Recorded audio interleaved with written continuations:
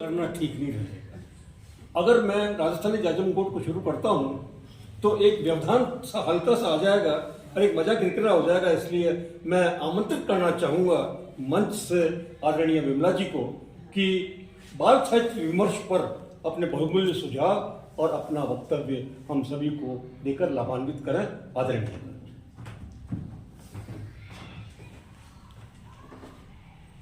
माँ शारदे को नमन करते हुए सर्वप्रथम तो युगधारा को बहुत बहुत साधुवाद। एक लंबा कालखंड गुजर गया है। मैंने वो बाल साहित्य संगोष्ठी भी युगधारा की अटेंड करी थी तो जो नेहरू हॉल में हुई थी, और आज फिर से ये कदम बाल साहित्य की ओर बढ़ा और एक लंबे अंतराल के बाद युगधारा ने अपनी राजस्थानी जाजम के साथ बाल साहित्य संगोष्ठी को जोड़ा। जब मुझे दादी साहब ने कहा कि आपको आना है और बाल साहित्य का आकर्षण ऐसा है कि मैं तमाम विपरीत परिस्थितियों में भी आज आपके सामने यहाँ हूँ। मंच को शोभित करने वाले आदरणीय रमेश जी बोराना साहब, किशन दादीश साहब, हमारे बाल साहित्य अकादमी के सचिव महोदय राजेंद्र मोहन जी शर्मा साहब, श्रीमती जी उनकी सरोज जी शर्मा, और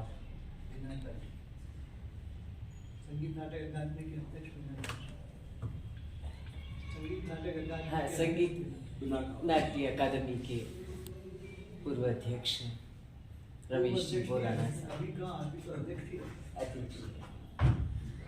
थोड़ी अल्पज्ञता रही मेरी, त्रुटि क्षमा करें। हमारे सम्मुख बैठे आदरणीय डॉक्टर ज्योति पुंजी साहब। चल रही है बाल साहित्य की और कई बात सामने पूर्ववक्ता कह चुके हैं। उन सारी बातों को स्वीकारते हुए मैं ये देखती हूँ कि बाल साहित्य का भविष्य बहुत उजला है। जब 9th क्लास में सब्जेक्ट लेने की बात आती थी ना, तो जो भी इंटेलिजेंट होते थे उनसे यही उम्मीद की जाती थी कि वो लोग साइंस लें।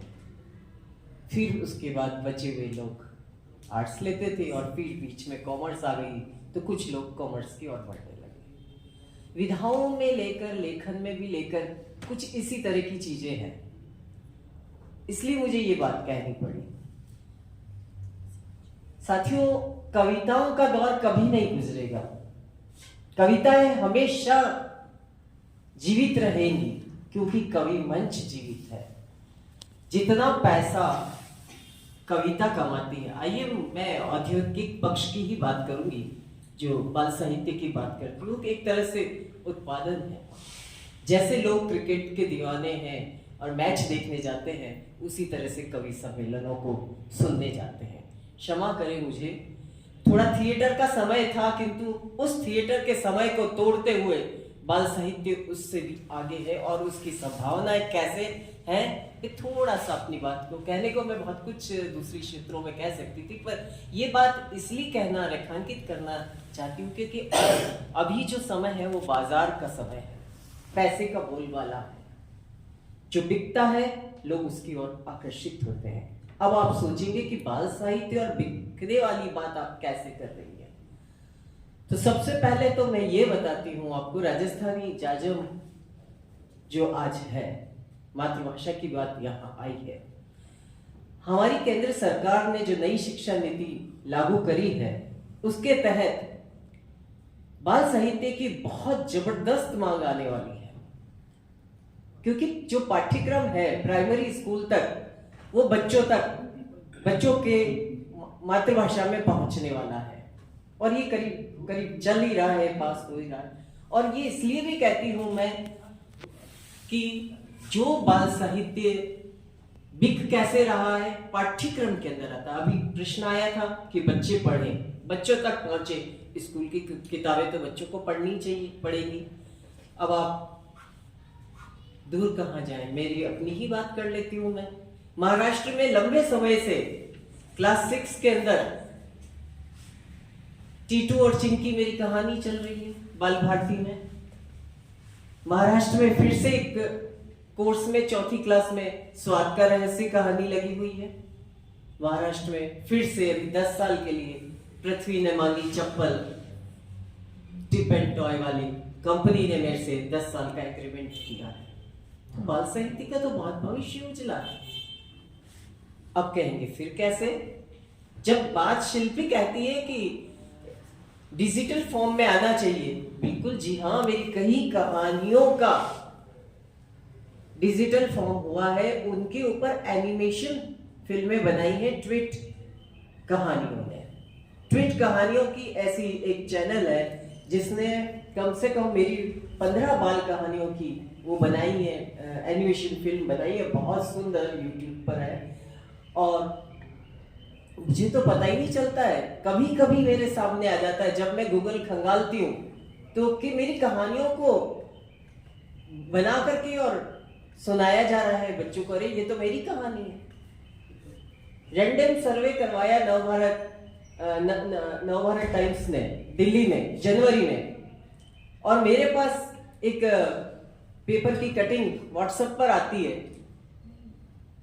जो रैंडम सर्वे था उसमें सबसे अधिक पढ़ने वाली किताब का नाम बच्चों ने पसंद किया था उड़ने वाले जूते।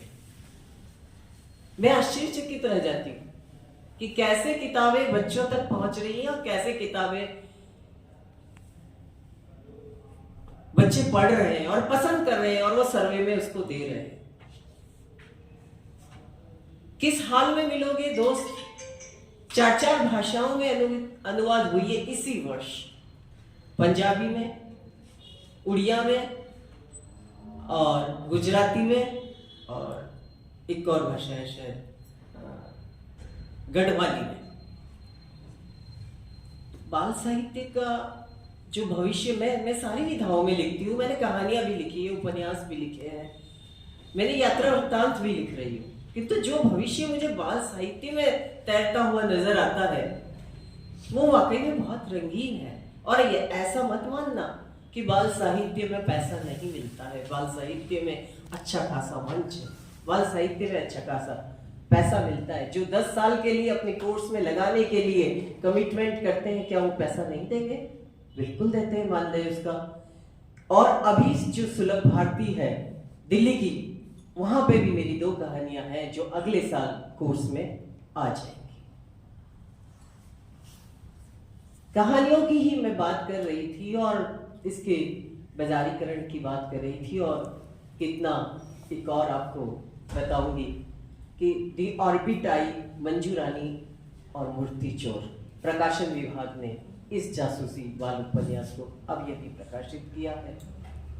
अब जब नेशनल बुक ट्रस्ट और प्रकाशन विभाग जब आपकी पुस्तकें को प्रकाशित करता है तो निसंदेह आपके पास रॉयल्टी का भी बहुत अच्छा पैसा आता है। इसीलिए मैं कहती हूँ कि बाल साहित्य का भविष्य बहुत उज्जवल है। आप लिखें, राजस्थानी में लिखेंगे और जैसे ही कोर्स शुरू होगा राजस्थानी का, तब मांग आएगी कि राजस्थानी में कहाँ है बच्चों के लिए कहाँ लिखी हुई कहानियां, तब आपको लगेगा कहीं कि हाँ, हमारे को भी कहीं पूछा जा रहा है। अभी तक तो हम आगे हो करके अपनी रचनाओं को बिना पैसे में भी इधर उधर छपने के लिए दे रहे हैं। जहां हम 1 घंटा भी अगर मजदूर काम करता है तो वो पैसा लेता है उस चीज का। जहां शारीरिक श्रम का पैसा मिलता है, तो जहां हमारा टैलेंट है, जहां हम मानसिक श्रम करते हैं, तो उसको हमें उतना हमें मिलना चाहिए। और केवल हिंदी बाल साहित्य में ही ऐसा नहीं हो, ऐसा क्यों? जबकि आप विदेशों में तुलना करेंगे तो वहां पे जो बाल साहित्य है और वहां के जो बाल साहित्यकार है, अगर उनको पता चल जाए कि मैं बाल साहित्यकार हूं तो वो स्टार बना देते हैं, हाथों हाथ ले लेते हैं, क्योंकि वहां पर बाल साहित्य का बहुत बड़ा बाजार है। आप हैरी पॉटर को बच्चों के स्कूल के बैग में भी देख सकते हैं छपा हुआ, उस चित्र को आप इंस्ट्रूमेंट बॉक्स पे देख सकते हैं, आप टी शर्ट्स पे देख सकते हैं, और बहुत वहां के जितने भी कार्टून कैरेक्टर्स हैं आप उनको बिकता हुआ देख सकते हैं। कुछ कुछ वैसा ही बाजार हमें भी बनाने की आवश्यकता है। क्यों नहीं पढ़ेंगे? बच्चे क्या, बूढ़े भी पढ़ेंगे। ऐसा नहीं, बड़ों का साहित्य जरूर बच्चे नहीं पढ़ते हैं, पर बच्चों का साहित्य बड़े बहुत आराम से पढ़ते हैं। और सीरीज लिखिए, उन सीरीज का इंतजार रहता है।